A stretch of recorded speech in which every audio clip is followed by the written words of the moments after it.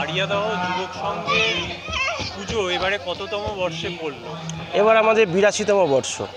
আপনাদের থিম এবারে কি? এবছরে আমাদের থিমের নাম হচ্ছে সংকল্প। এই বিষয়টা কি এটা? বিষয়টা বলতে বাঙালির বা বাংলার যে কুটির শিল্প ছিল একটা সময় বিশ্বের দরবারে নাম ছিল বিশাল, সেই কুটির শিল্প আস্তে আস্তে হারিয়ে যাচ্ছে বড় শিল্পগুলোর ছাওয়ায় এসে। সেই বিভিন্ন গ্রামের বিভিন্ন কুটির শিল্পের মাধ্যমে এখানে বিভিন্ন কুটির শিল্প তুলে ধরা হয়েছে। আমরা দেখতে পেলাম এখানে বেশ কিছু পুতুল দিয়ে আপনারা করেছেন, পুতুলের এখানে কাজ রয়েছে, তো এইগুলো কারা বানিয়েছে?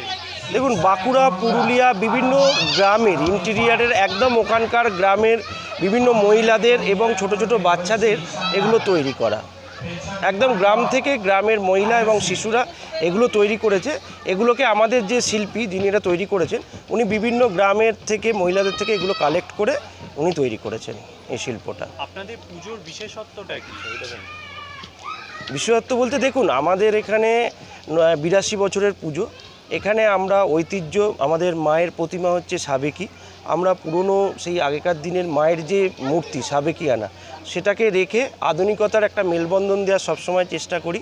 আমাদের ঐতিহ্য ৮২ বছরের পুজো, সেই পুজোর সঙ্গে নতুন আজকে বর্তমান প্রজন্ম যে আধুনিকতার যে শিল্পের যে ছাওয়া এসেছে মানে দুর্গা পুজোয়, সেই শিল্পকেও আমরা রাখি একই সঙ্গে। মানে আপনি বলতে পারেন ঐতিহ্য এবং আধুনিকতার একটা মেলবন্ধন আমরা প্রত্যেক বছর তুলে ধরি। এবছরও তার ব্যতিক্রম নেই।